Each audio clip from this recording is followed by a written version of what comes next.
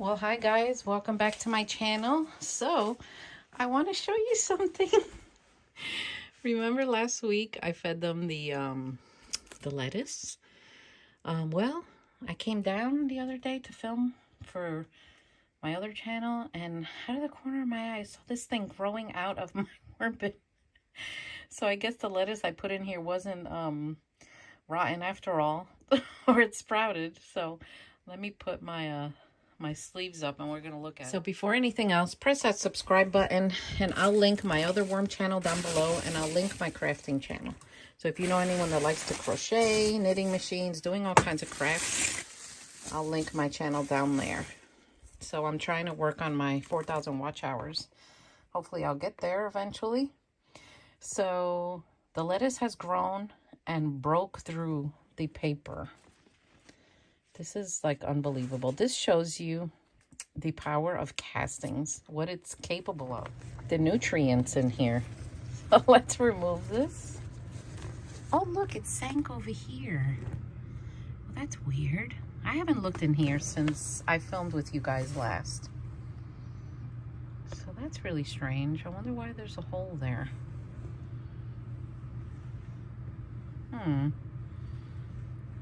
Well, I see lettuce.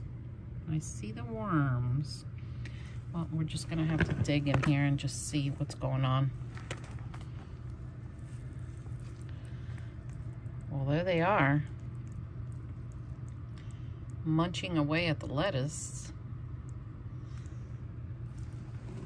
Oh, these are red wigglers. They're doing so well. There's no blue worms in here. But, you know, I really want to have fun with this bin. So I think I'm going to make this my everything bin again, which I had different species of worms in here.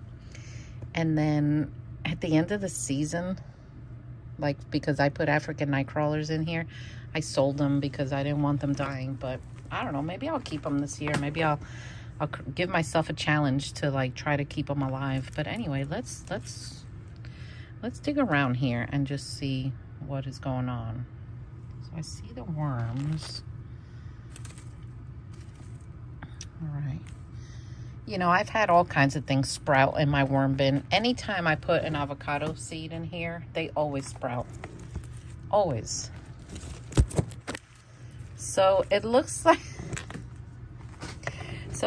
the lettuce I put in here has just started to grow another lettuce stalk from in here. Boy, that's weird. Look at that.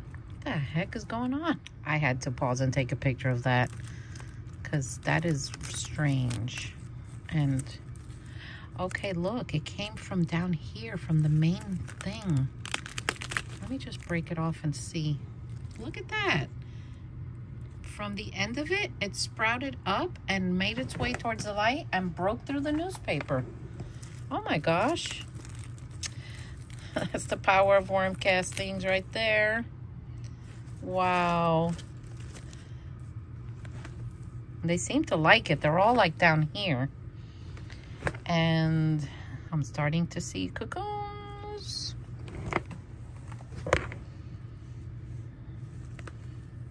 Yeah, I'm seeing cocoons. But you see, the red wiggler cocoons are so much smaller than the European nightcrawler cocoons. They just are.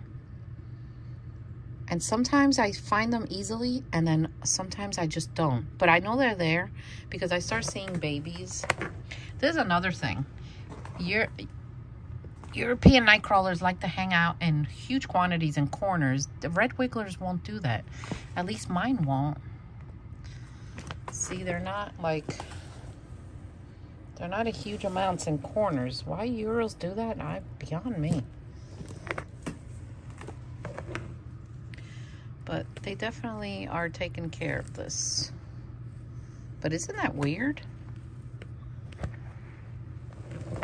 This is getting so thick. It's nice. This is becoming castings really fast.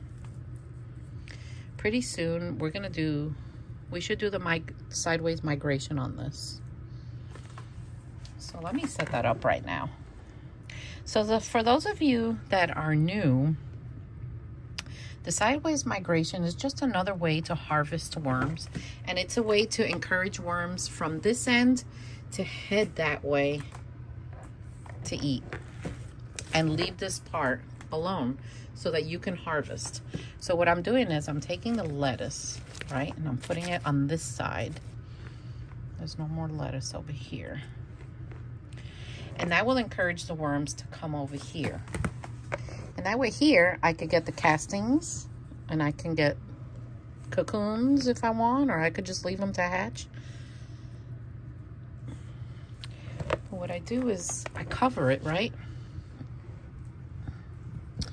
I cover it. And then over here where the lettuce is, I start adding chow to the surface here so that the ones over here could, woo. Then I can harvest all this, put fresh bedding, and start feeding on this side, and then the ones here will go that way. So it's a fun way to experiment with them and just to see they're migrating, to see how it actually works, just to see how well they do.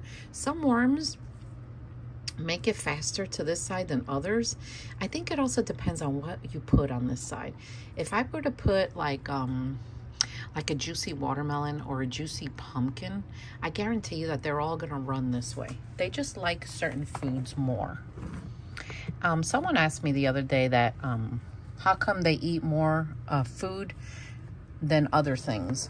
Like, for example, I had a super ripe banana and I put it in my African nightcrawler bin, and for some reason they wouldn't go near it.